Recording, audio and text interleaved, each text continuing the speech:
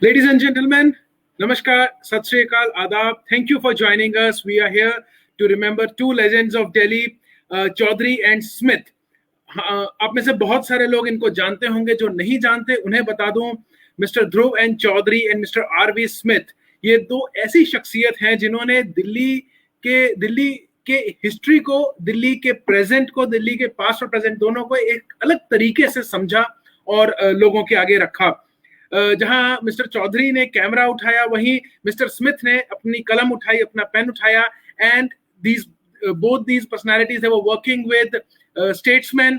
So एक journalist की नजर से भी इन्होंने दिल्ली को देखा, इन्होंने एक आम दिल्ली वाले की नजर से भी दिल्ली को देखा। दूर दूर से जब लोग आकर दिल्ली में बस रहे थे तो ये भी आकर दिल्ली में बसे और इन्होंने दिल्ली को अपनाया और असली दिल्ली वाले बनकर इन्होंने दिल्ली को समझा और लोगों तक पहुंचाया। इस तरह कि आज भी बहुत सारे लोग हैं जो इन्हीं की कहानियां और इन्हीं की तस्वीरों को लेकर दिल्ली को आगे समझने की कोशिश करते हैं। 1947 से लेकर दिल्ली ने कैसे शेप बदली, कैसे दिल्ली डेवलप हुई, अगर उसको बढ़िया से समझना है तो मेरे हिसाब से मुझे तो अभी तक और कोई इतना बढ़िया लिटरेचर फोटोग्राफ की फॉर्म में और टेक्स्ट की फॉर्म में नहीं मिला है जिसमें मैं दिल्ली के इस डेवलपमेंट को एक ग्राउंड रूट पर समझ सकूं। मेरा नाम है विक्रमजीत, मैं दिल्ली से बहुत प्यार करता हूं और मैंने इन दोनों लोगों से मेरी खुशकिस्मती थी कि मैं इन दोनों लोगों से मिल पाया, इनके साथ बैठकर बहुत सारी नई चीजें सीख पाया, इनकी किताबों को पढ़ पाया, इनकी फोटोग्राफ्स को देख पाया और उससे मैं अपनी रिसर्च को आगे बढ़ा पाया। और आज हमारे साथ दो और लोग मौजूद हैं जो हमें हमारे साथ बात करेंगे इन दो शख्सियतों के बारे में। We have with us Shri Sohail Hashmi ji. ज्यादातर लोग सोहेल साहब को जानते हैं, he is a true Delhi वाला हिस्टोरियन और आज की डेट में दिल्ली को जितने अच्छे तरीके से सोहेल साहब समझाते हैं, मुझे नहीं लगता कि कोई किसी और शख्स को मैं भी जानता हूं जो जिनके साथ बैठ के हम दिल्ली को उस तरीके से समझ सकते हैं। We also have with us Sonalini Matthew who is working with the Hindu. She edits the features और आरवी स्मिथ साहब जो कि 1997 से हिंदू के अंदर एक कॉलम लिख रहे हैं। रिसेंट टाइम्स में उनके सारे कॉलम जो है वो सोनालिनी एडिट कर रही थी, सो उनको बहुत ही पास से सोनालिनी जो है वो जानती है, उनके वर्क को, उनकी राइटिंग्स को। तो आज हम इन लोगों के साथ डिस्कस करने वाले हैं। And we also have another person with us, that is Trisha Neogi from Neogi Books.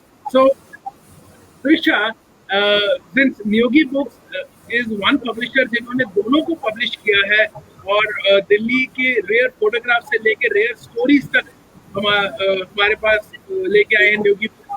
So actually I would like to start with Trisha only और मैं Trisha से पूछना चाहूँगा कि how was their experience as the publisher interacting with these two people and producing their books. Trisha, over to you. First of all, thank you, Vikramji, for introducing this session. But as we all know, this is a tribute to these legendary chroniclers of Delhi. As a publisher, I felt it was important that we talk about them, we talk about their work, which has actually done which is really taken everybody by storm, but still needs to be known enough. Now, I'll talk about D.N. Chaudhary first. Now, the relationship that we shared with him was much, much, much more than a publisher and an author.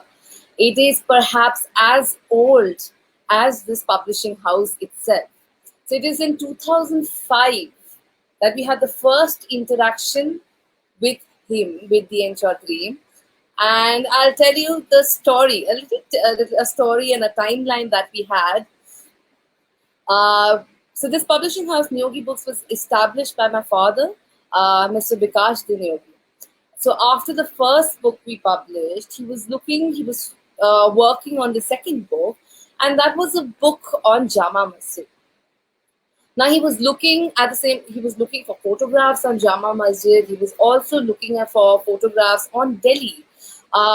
Still, a lot of photographs of Delhi around the partition time was not easily available. And it was in 2005. And he was looking for print worthy pictures. So he was sitting with Ashok Dilwali, a close friend of his in the 1980s, and that is how he got to know about D.N. Chaudhary. He asked him if you have any pictures. My father asked him if you have any pictures, or do you know anybody who has pictures. So he mentioned, of course, you can you can get in touch with D.N. Chaudhary. At that point of time, it didn't strike my father as who it was. So he asked, who is he? And he said he's son of Neeraj C. Chaudhary. Neeraj C. Chaudhary is every Bengali knows about Neeraj C. Chaudhary. And then my father asked him that, will you introduce me to him? So he said, I will give you the contact details, phone number and address. He was staying in Mayur Vihar at that point of time. And if I get an opportunity, I will tell him. Otherwise, you can take my reference and speak with him. So the next day, my father called him up and set an appointment for the day thereafter on 11:30. And both my mother and father, they're the co-publishers, so they went to his place. Ding dong, the bell, and he opened the door, and he said, "What do you want?" Somehow in a stern way, and it took Dad by surprise. He said that he took Ashok Dilwali's reference and walked in and told him that he's come for pictures on Delhi, rare pictures and everything. Then that happened, and then he let him enter. But then he told him that I'm not going to give it for free. So Dad mentioned that I will buy it for sure and I'll give you an advance for it. Suddenly there was a slight relaxation. The hesitation was left, and his wife joined in. They had tea. And after 2 hours, 2 hours of talking and going through pictures and everything, my dad left with a couple of bromides and some more. The pictures had to be developed. So he said that I'll develop them and send it to you and get it ready for you. So I gave an advance, and then he left. But that was the first meeting. And that was perhaps the only meeting where things didn't go, things were not that warm perhaps in the beginning. But then, as Narayani Gupta ma'am said, he was a simple soul and never after money or fame, but somebody who had childlike excitement. And thereafter, the second meeting happened again after a couple of days, and Dad went there. And this time, my dad felt he was like a coconut. He appeared very rough on the outside, but a wonderful, wonderful gentleman in the inside. And that is where the turning point was. And thereafter, there was no looking back. As a matter of fact, when we were doing the book on Jama Masjid, there were not enough stock photographs that we were getting of different intricate designs. For example, the different fries or different angles at different time of the day, festivities, all was just not good enough. So at that point of time, my father asked him, "What are you doing?" And he's well past, that time he was 2005, well above 60 by then, well above retirement age, was walking with a stick. So my father asked him, what are you doing? He said, nothing. Nothing. So he asked me, why don't you do something? So he's like, who will give me work? So he's like, I am doing this book on Jama Masjid. Why don't you shoot it? Because I don't think nobody understands Jama Masjid better than you at this point of time. You can actually do justice because of his interest in both architecture and nature, and of course his passion for photography. I don't think anybody else can do justice to this book. So after the first 5, there were approximately 30 to 40 tours of Jama Masjid that took place to shoot the entire Jama Masjid, photographs and everything. The first 5 of them, my father accompanied him. But thereafter, he just couldn't go, also because he had to take care of other works and everything. So they organized a boy who was a guide as well as a driver and would help him hold his bag and everything. And he completed the shoot of Jama Masjid and much more. He also shot the surrounding areas, and he gave us pictures of Red Fort also. which was the next project on our list. And that's when we bought those pictures as well, and we didn't have to worry about actually photographing all of them. But then this is the photo part. Now, when it comes, the relationship deepened by then. When Jama Masjid was, the book on Jama Masjid was launched by Javed Akhtar and Shawara Azmi, they both of them praised the photographs immensely. And Dien Chaudhary, one of the most wonderful people I've ever met, was smiling, was happy. I was like, after a very long time, that I'm actually smiling and happy. So thereafter, he used to come to our office for lunches, and his favorite was egg curry and rasgulla and parotha. But so there is one in one of his books. He's actually written 3 books with us: Delhi Lights, Shadows, Lights, Shades, and Shadows; New Delhi, Down the Decades, Behind the Lens View of the City. And the third book is on his father, Neeraj C. Chaudhary, Many Shades and Many Frames. So in Delhi Light, Shades and Shadows, that's where he mentions that when they were traveling from Kolkata to Delhi in that train, they used to prefer Sandesh over the messy Rasgulla. But he used to come to our office. My father used to get all of these packed from home for him and have lunch with him. And he used to enjoy eating these. He's come to our home also, but the most important was his birthdays, where my father used to always, every birthday morning send a cake, a wine, and flowers. That was it. It was just he was very sweet because he remembered my father, whether he used to call back, and he used to always call back after receiving it. So that was a very strong relationship without talking too much, but then at the same time, we're there for each other, sort of thing. Now, it is about. Now, I wanted to just talk about when he started writing the books. Now, oh, that's it. Why don't you write your own book? So I'm like, I'll give it a try. So when he was working on the book, Neeraj C. Chaudhary, there were a lot of disturbance. There was a lot of disturbance all around. There was a little negativity. So the first draft was not a little off the how we wanted it. So that's when my father, they spoke about each other, about the book, and they said that we have to get the good memories of the family with the history of Delhi. As he grew and his brothers grew, Delhi also grew. So you put that thing, your childhood memories and everything in the book. And that's how the Delhi Light, Shades and Shadow book came into picture. And once it came out, he was holding it in his hand. He came to office and said, today my entire family is coming over. We are celebrating because they were touched that I still remember their choices, their interest, their problems and things like that. So after a very long time, all of them had come over and they celebrated for 24 hours. So that was one thing that was very interesting. But then what happened after that, we went to Pushkar and Ajmer and everything. And that's where my brother, my younger brother, who was just an 8-year-old boy, he got his first photography lesson. And so the proposition was, if you hold my bag and help me around, I will teach you photography. And he engaged, how Dien Chaudhary engaged a little boy was amazing.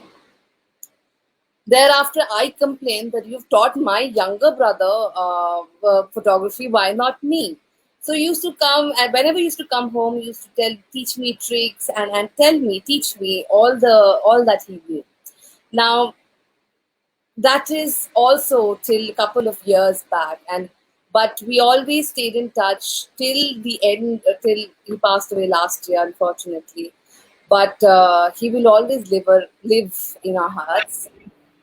You know, Mr. Dhruva Chaudhary's stories, because I have met so many people, and जिससे भी मेरी आज तक बात हुई है, we have come up with, they have been telling me these kind of stories. In fact, few days back when I was talking to Sohail Hashmi sir, so he also told me something similar, very interesting, about his first meeting with Chaudhary. And since we are on the subject, maybe I can request Sohail sir also to share his first experience with Mr. Dhruv Chaudhary. Sohail sir. Well, as Trisha was speaking, I realized that there are two things between what she said and what I'm going to say, which are connected. One is his childlike joy, and the other is about his love for food. Now, Yes. there is a third thing that connects, which is Professor Narayani Gupta. It was Narayani who told me, you have to go and meet him. And she gave me his phone number and all that. And he had by this time shifted to Faridabad. Okay. So I rang him up and I told him that Professor Narayani Gupta has given me your phone number, and she said that I have to come and meet you because I'm looking at some information about Kashmiri Gate and all that. Ji. So he said, all right, so you come home, what time, etc., etc. We fixed the time and I reached there. And I pressed the bell, he opened the door, he came in, leaning on a walking stick. And he said, let's go and sit in my room. And we went and sat down there. We began talking. And then he said, let me show you something. We began talking about his photography, his time in Kashmiri Gate and all that. And I mentioned to him that I was born on Nicholson Road in Chabiganj. And suddenly his eyes lit up. And he said, when I was about 7, we came from Calcutta to Delhi, and I used to live on Nicholson Road. So then suddenly, things relaxed. And before that, he was a little reserved and, he was a little edgy. And then he said, let me show you some photographs. And that is when it actually happened. He was showing me some photographs, and there was one color photograph which was partly covered, and there were other photographs on it. And I pulled it out. And I said, Dhruvada, I have seen this photograph. He said, where have you seen it? So I said, I have seen it in some magazine, and I think it was in the Illustrated Weekly. He hugged me. And he said, what a memory. I said, no, I don't have such a great memory, but this photograph with 3 young ladies, young women, standing in the Rang Mahal, in the Red Fort. Those days you could get inside. And the sun is on their faces. They are facing west, and the photograph has been taken from a lower angle. Dhruvada was probably standing in the lawn outside, and he took the photograph of these 3 ladies. And he said, yes, I had taken this photograph, and Illustrated Weekly asked me for it, etc., etc. And then he showed me a very large number of photographs. Meanwhile, his daughter brought in tea. And that is when the thing about eating comes. He didn't have dentures.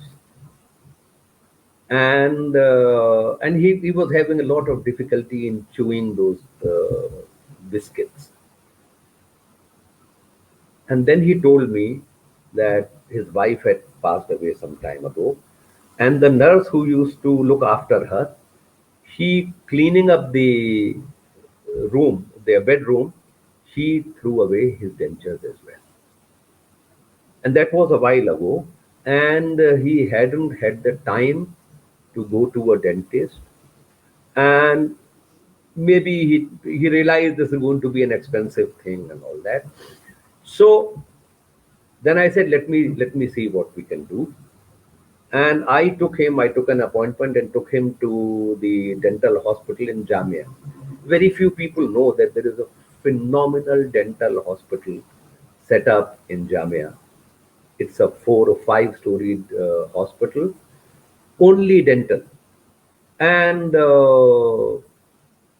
some very good dentists and orthodontists and dental surgeons and all that. I took him there. There is a doctor, Philomena. I took him to her, and rang her up and told her, because I used to keep on going there, and I told her that I'm going to bring Dhruva Chaudhary, and told her who he was.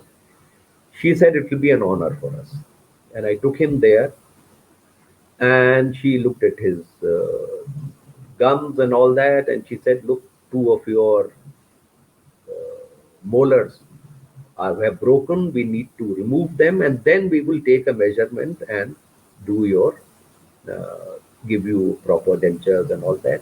And she said, "Don't worry about the cost and all that. We'll work that out." But Dhruvada, after 2 visits, he refused to go there. He said, "Look, it's going to hurt me a lot, and I don't want anybody interfering with my jawbones and all that. And I've gotten used to eating without the dentures, so I'll manage." Now, while all this was going on, I had started doing, I'd been doing walks in Delhi for a while. And I asked him, "Dhruvada, will you come with me? I'll come and pick you up. And will you walk with me through Nicholson Road?" And he said, "Yes. But I'll be in a wheelchair." I said, "Don't worry, we'll manage all that." So we went there. And once we reached there, he said, "No, I think I'll walk." So slowly we walked down Nicholson Road, and he kept on telling me about his growing up days there. And I told him the lane in which I thought we used to have a house, because all that has changed. Much later, I was able to locate the site where I was born, because all that thing has changed now. And then we walked down to this building where he had come as a 7-year-old. And then we went and talked to the present occupiers, and we talked, they had come down. They have a shop on the ground floor. We talked to them. I introduced Dhruvada to them, and they said, "No, you can come up." And slowly we climbed up. He saw the house, etc., etc. And then I worked out with the owners, with the present occupiers, that they will let us use their terrace one evening. And then I invited people who come on my walks to come and on a specific day. And Dhruvada came with us, and he climbed up on top, and we sat down on a winter afternoon in the sun, and Dhruvada talked about his memories of Kashmir again. All that, it went on for about 1.5 hours, 2 hours. I still have the recording. I have not been able to sit down and edit it properly, but hopefully I'll be able to. Now with this lockdown, I can't go anywhere. We'll be able to do that, and hopefully that will be something that. And he was full of anecdotes, and the great excitement when he told us about the people who lived next door and the little gossips and all that. And then 3 days later, he rang me up, and he said, "No, a lot of things I said, I don't think they can go in the telecast, because or when you make it into a film, because I was talking about some people whose grandchildren are still alive, and they're very well-known people. They are famous film stars and all that. So let us remove those bits." I said, "No, Dhruvada, I will remove those bits, and before I put it out on YouTube, I'll show it to you." But that never happened. Yeah. Even my first experience with Dhruvada was something similar, though we just spoke on phone. I was given his number by someone, because I was doing these sessions in India Habitat Center, and someone told me, "Why don't you contact this person?" And I said, so I asked, "Who's the person?" He said, "Just check him online." And I went, and I already had the books, but somehow, when you just start doing some sort of research, you don't focus too much on the author, you just focus on the content. So I saw some good photographs, I picked up the book, I read a portion of it, and the name somehow was not registered properly. But when this person told me, and then I realized, okay, this is the person, he's a legend already. So I called him, and then he asked me what kind of session you do. I explained that we do these kind of session. He said, okay, are these paid sessions or free sessions? I said, sir, we don't pay anyone, but what we can do is, because India Habitat Center does not allow us to charge, but we can still keep a donation box, and that's how we can manage. But your transport and everything we can manage. Then he thought for a minute and he said, okay, we'll talk about Delhi. Yes, sir. Okay, I'll come. So I could sense that love for Delhi. He was like, अच्छा दिल्ली के लिए है, चलो करते हैं, बात करते हैं. He came, he stood there, he spoke, and he, more than the audience, he enjoyed that entire session. In fact, on the books that I was carrying, then the message that he wrote, that is kind of a prized possession for me now. So I could see how much he loved Delhi. And जैसे त्रिशा ने भी बताया, आपने बताया, food का एक aspect उनके साथ जुड़ा हुआ है. Similarly when we talk about mister RV Smith, उनके साथ भी एक फूड का बहुत इंटरेस्टिंग एस्पेक्ट जुड़ा हुआ है. बहुत सारे लोगों को पता भी होगा, मिस्टर आरवी स्मिथ पान के बहुत शौकीन थे, and he wanted to write a book on the paan culture in Mughal India. वो उनका एक ड्रीम कभी पूरा नहीं हो पाया. He passed away this year, few months back. और जब मैं भी उनसे जितनी बार भी मैं मिलने जाता था, because he used to stay in Mayapuri and I also stay on same jail road, तो वो मुझे बोलते थे सीधे चर्च आ जाओ संडे को.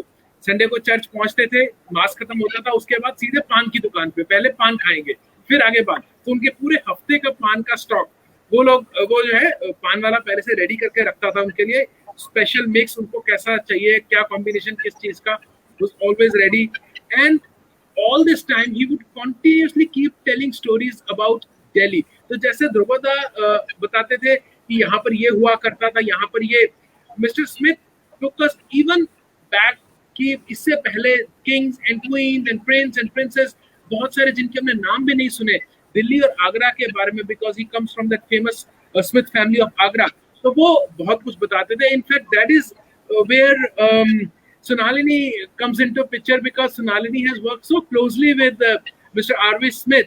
और ये जो है जब वो कुछ लिखते थे, तो मैं सोनालिनी से जानना चाहूंगा कि what kind of writings was he sending, and you being the editor of Mr. Smith, so what kind of challenges were there? How did you enjoy that working with him? And before you answer, one quick thing for all the audience who are listening to us, we are remembering Smith and Chaudhary, the legendary chroniclers of Delhi. If you have any questions through whichever channel you are watching, please go to the comment section. You can type your questions, your comments, your feedback. So back to Sonalini. Sonalini, your experience with Mr. Ronald Vivian Smith. So Vikramjit, before I actually start on his writing, I want to touch a little bit about the Pan aspect. I got to know just today from his son that many years ago, when he was much younger, he had said in jest that he wanted two things on his grave to be placed on his grave. One was that day's Statesman newspaper, and the other was a piece of pan. So that is something I got to know only today. Going on to his writing, I think to truly understand Smith's writing, we need to look at his approach to history. For me, I'm going to take a reference from elsewhere. I'm going to take a reference from a book called The Story of Yoga that I read recently, where the author talks about the word itihas. And he says, and I have written this down because I don't have even half the memory that Mr. Smith had. He had a brilliant memory, he used to only write from memory. So itihas means thus it happened, which actually means, and this is according to the author, he says, in India, we take myth and history and we mesh it together. And that is what itihas is. And I really think that is what Mr. Smith did. He meshed these two things together, which is why he was very okay talking about the jinns of Kotla. He was okay talking about some headless Englishman on some, abandoned road. It was a great deal of myth and history intertwined. But there was one more aspect to his writing and or to the way he wrote about history, and that was he added a lot of gossip. And I'll tell you, I remember him telling me about there is I think at Azad Hind Hotel, where he stayed for several years, yeah, in Old Delhi. He talks. He told me, there was the owner. He had 7 wives and 28 children. And when I was looking up this reference, I found he told the same story to several people, but there he said 11 wives and 28 children. So, I think the point is not to take things Yeah. verbatim, Yeah. but to acknowledge that, okay, whoever this gentleman was obviously led quite a wild life and had a fairly busy one at that. And So that's where Mr. Smith's son was also born, in that hotel. He told me once, right behind Jama Masjid. that is correct. I'm not too sure which hotel, because he stayed in 2 hotels in Old Delhi. I'm not too sure which hotel his son was born in, but yes, Right behind Jama Masjid is where, because he had to go to Agra for some work, and his wife was pregnant, and his son was born while he was in Agra. that is correct. Yes, and I believe the hotel, whoever was in charge of the hotel, actually called a midwife from one of the gullies, he said, in Old Delhi. So yes, there is that story. So obviously he himself was quite an amazing, I would say, quite an amazing character, right? You don't know too many people who live in hotels with their whole families and then explore that whole area. The other thing about his writing, and I know a lot of the pieces that have come out have talked about how wonderful his English was, and of course it was. But I don't think that was his brilliance. I think his real brilliance was in the way he dramatized history for us, right? The way it. So whenever he wrote about Mujra, I would imagine the Mujra happening in front of me, and that is a rare quality. What was rarer still was he never put himself into the frame, right? But I imagined Mr. Smith in the frame. So I think that was the brilliance of his writing. In terms of his writing, he was, we nowadays we try to make everything internet friendly, right? But he actually provided me with a lot of interesting, very internet friendly, very straight headlines which I could run as is. So things like the Awadh Nawab's dubious gift to Delhi. You wanted to know what this dubious gift was immediately. Yeah. So he had that quality, a certain youthful quality, right, in his writing. Just by way of an illustration, I just want to read a little bit, just one paragraph of something he sent me when I say that he really balled myth, history, and gossip into one tight knot. So this is a piece called Kotla's Mast Kalandar. In the ruins of the Kotla lived a Mast Kalandar. Every day he would walk down to the tomb of Bure Shah in the vicinity of the Red Fort and a saint with a fiery temper. A big-built man with a barrel of chest and a shaggy beard. His words were not the silent outpourings of a heart, but the mutterings of one who had lost contact with his surroundings. He would walk up to the shrine of Hare Bhare and beat his chipta to announce his arrival. Sufi Rafiq Khan had this tale to tell about the Mast Kalandar. So what I mean, he talks about other people's experiences and he meshes that into history and into our interactions with the city, because he was so close in his interaction with the city. So he was not just talking about just built by so and so person. It came alive in his storytelling. So if you look at this piece, it's almost like a fairy tale that he's telling. Yeah, so that was the beauty of his writing. There were always a lot of biblical allusions as well. Even though he may have been talking about the Mughals, he would somehow bring in a little biblical allusion. And a lot of the allusions are from the Old Testament, actually. I don't know why. Sadly, I never asked him. But that is there. You'd also asked about the challenges, right? About the challenges of editing his pieces. And there were physical challenges. You see, I only edited Mr. Smith's column in the last 1 year, which means his health had deteriorated quite a lot.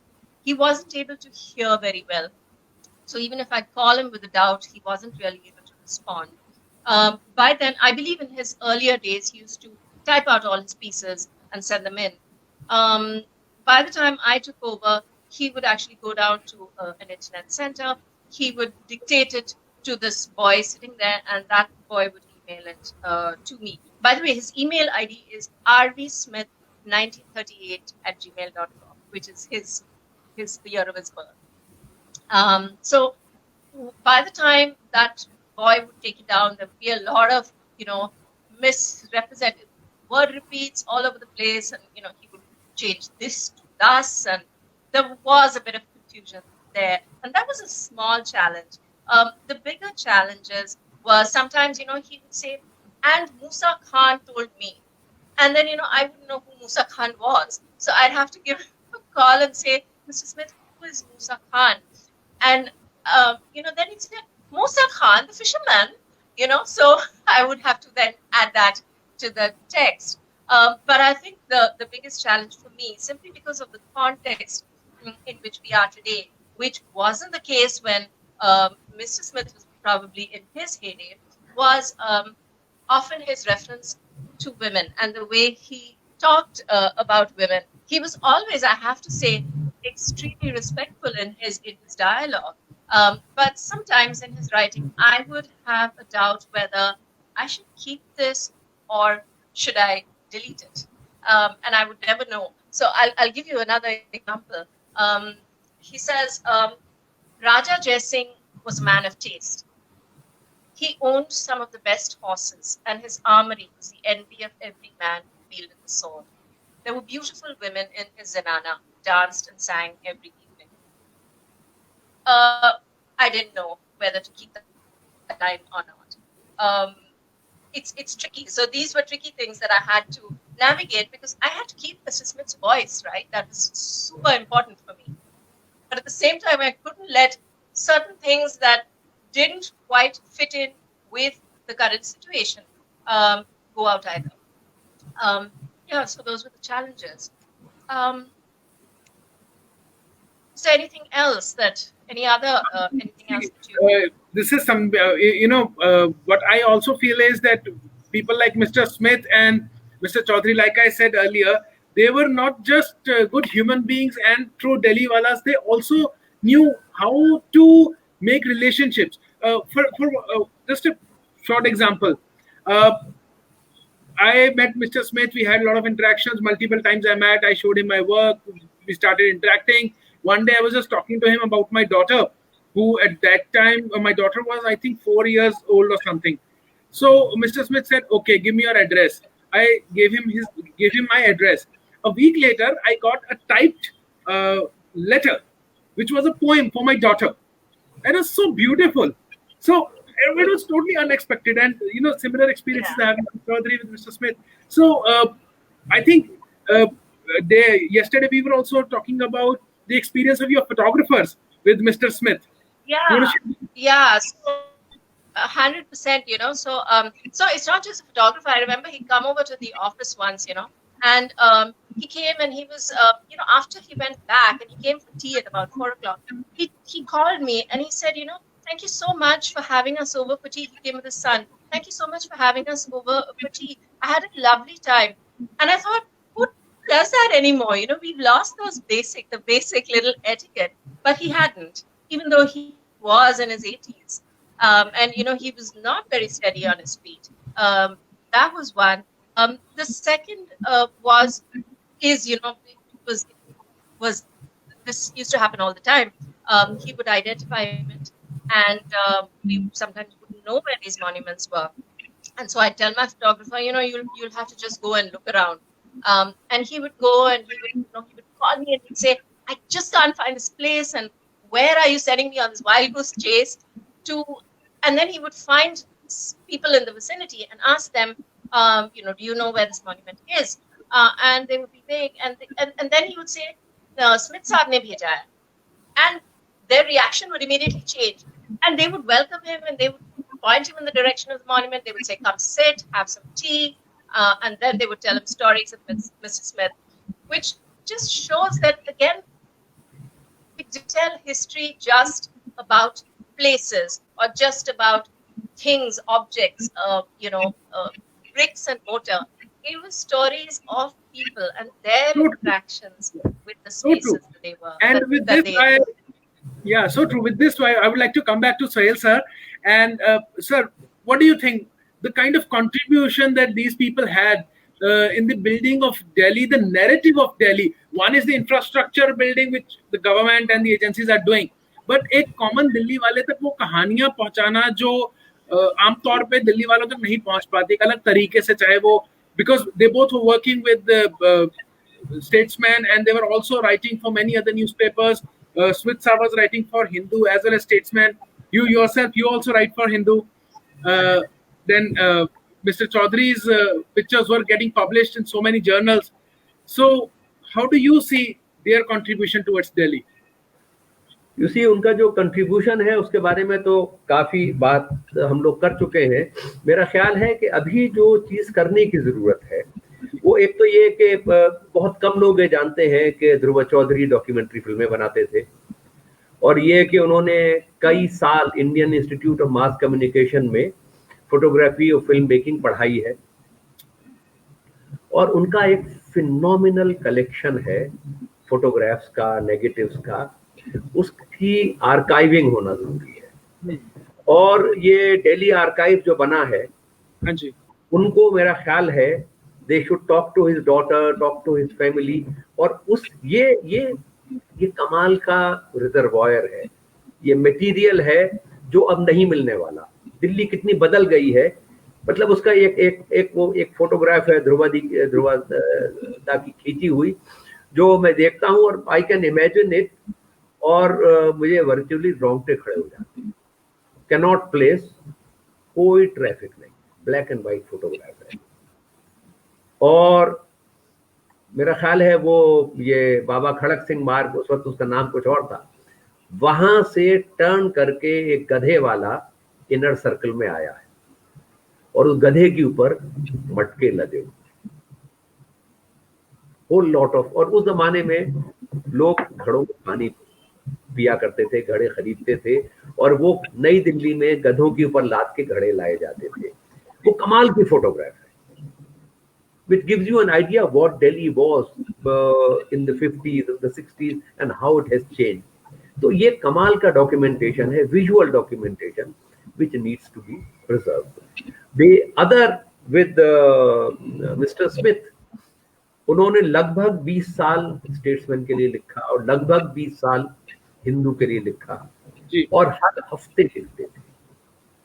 ये जो उनकी, और उनके 4-5 उनकी किताबें अलग हैं, लेकिन ये जो उनके वीकली कॉलम्स थे, जी. इनको लेके, and ideally if statesman and Hindu can get together and publish these. I have we were discussing about this and generally talking about it, and Narayani said that she would be willing to edit it, to put all these pieces together, give an introduction, something like that needs to be done. The other thing that is a far more difficult thing is to translate R.V. Smith into other languages. English पढ़ने वालों के पास तो RV Smith पहुंच गया है, लेकिन RV Smith के columns were never translated, Hindi में नहीं हुए हैं. तो बिगिन विद हिंदी में, पंजाबी में, दूसरी लैंग्वेजेस के अंदर, so that this wealth of information, और how you can look at a city, जी. कितनी लेयर्स होती है शहर में, उसको कितने तरीके से देखा जा सकता है. वो जो शुरू में बताया जाना है कि वो कैसे जामा मस्जिद की तस्वीर उन्होंने 16-17 सेशंस में खींची है. How many layers, how many angles through which you can look at a structure, and इस लोकेशन में वो शहर है, वो जामा मस्जिद है, वो आसमान से दिख रही है, उसके चारों तरफ जो पूरा, इस सबको कैप्चर करने के लिए I think Dhruva Das photographic archive और आरवी स्मिथ की राइटिंग, इन सबको कंपाइल करने की जरूरत है. 100% will be a fit to both of them. Drupada was born in 1933, and when he was 18 years old in 1951 he got a job in Statesman. और obviously अगर उनको एक फोटोग्राफर की जॉब मिली है तो वो उससे पहले से फोटोग्राफी कर रहे होंगे, मे बी 4-5 साल पहले से, क्वाइट पॉसिबल। तो आजादी के आसपास एक बॉक्स कैमरा से उन्होंने फोटोग्राफी शुरू की थी जी, और बॉक्स उसकी कैमरा उसकी कुछ तस्वीरें भी उनके पास हैं अभी, उस बॉक्स कैमरा से खींची हुई तस्वीरें ही स्टिल हैड। वाओ, मेरे को भी एक बार ध्रुवदा ने बोला था कि मेरे पास कलेक्शन बहुत ज्यादा, I need someone to come and digitise all this, because अब मुझे लग रहा है दैट इज द फ्यूचर और मुझे इसके बारे में पता नहीं है। But at that time I couldn't do anything, but yes, now I think it is high time and we should be getting into it. I think Sonalini, हमने आपके साथ डिस्कशन करते करते आपके लिए काम भी तैयार कर लिया है, being associated with Hindu. You want to say something over here? Yeah, you know, what would really be an interesting project would be Ji. to get Mr. Chaudhary's photographs and maybe have a commentary of Mr. Smith's, you know, some of his paragraphs of his Yeah. work spoken out loud, Yes. and have some sort of exhibit with both of them. Definitely, I think this is Bring it alive, you know. And if to we could people. combine the work of both of them together into a volume, yeah. selected photographs, Right. you know, it'll be a phenomenal work. Yeah. Yeah. I mean, I'm looking into a book of Dhruva Chaudhary साहब, और इसमें जो monuments की photographs हैं, दो the book that he published, उसमें बहुत ज्यादा राष्ट्रपति भवन, कनॉट प्लेस और जो दिल्ली चेंज हो रहा था नैरेटिव वो है, बट कोटला मुबारकपुर में मुबारक शाह सैयद की दरगाह, उसके जो मकबरा है, मकबरे के आसपास जो झोपड़ियां हैं, and that one road where the caption says the only metal road in Kotla Mubarakpur, और उसके ऊपर लोग सामान लेकर जो है उसी पे चल रहे हैं, दोनों तरफ झोपड़ियां हैं, प्रॉपर घर भी नहीं है। And I also know of a story of R.V. Smith on Kotla Mubarakpur. So, go story with these photographs, it will be amazing. I think we can, I think we should try this. This will be an amazing project. So, और एक interesting किस्सा मैं पहले photograph का जिसका मैंने जिक्र किया था वो बता दूं। जी जी। Of the 3 ladies, Dhrubada had a crush on one of them. Okay. And decades later, when Dhrubada had moved into Faridabad, that lady had also moved into Faridabad, and Narayani Gupta made both of them meet each other. Interesting. So there are very, very interesting things about that all that can be brought together. I'm you know, feeling something like Narani ma'am was supposed to be here due to some reason. Absolutely. Yeah. जितनी stories उनके पास होती, I don't think कोई और उतनी stories बता सकता है। Yeah, because she knew both of them very well. She knew both ji of them. बिल्कुल। Very well. So if to all our audience, if you have any questions, if you have any feedback, please share. We can see your comments here, so you can share your comments with us. And otherwise, I think we have had a really good session. The memories, because होता यही है कि normally हम लोग जो है भूल जाते हैं, लोगों को बहुत देर तक याद नहीं रहते। हाँ, जब उनका काम हमारे सामने आता है तभी हमें ध्यान आता है, अच्छा ये भी एक शख्स था, इसने भी अच्छा काम किया। लेकिन as a historian, as a researcher we know कि 50 साल 100 साल के बाद वो कितना ज्यादा कीमती हो जाता है, because those narratives are lost somewhere. बहुत पहले चीजें बदल चुकी हैं, डेवलपमेंट हो चुकी है, तो उसमें सब कुछ बदल जाता है, और फिर हमें पुरानी चीजों को पढ़ने समझने के लिए ऐसे लोगों की बहुत जरूरत पड़ती है। So, okay, I can see we've got a lot of messages saying hello, hi, hello everyone, and thank you for joining. And we have been live for almost 15 minutes now, so I think we can end the session here. After all good things come to an end. I would like to thank the panelists, Sohail sir, Sonalini. Thanks a lot for joining. Thanks a lot for sharing your experience, your views, and your stories. And maybe one day again we can do another session with the next step, with some more information, with some more stories, talking about their work. So for today, thanks a lot for joining. Thank you. Thank you very much. Thank you. Thank you.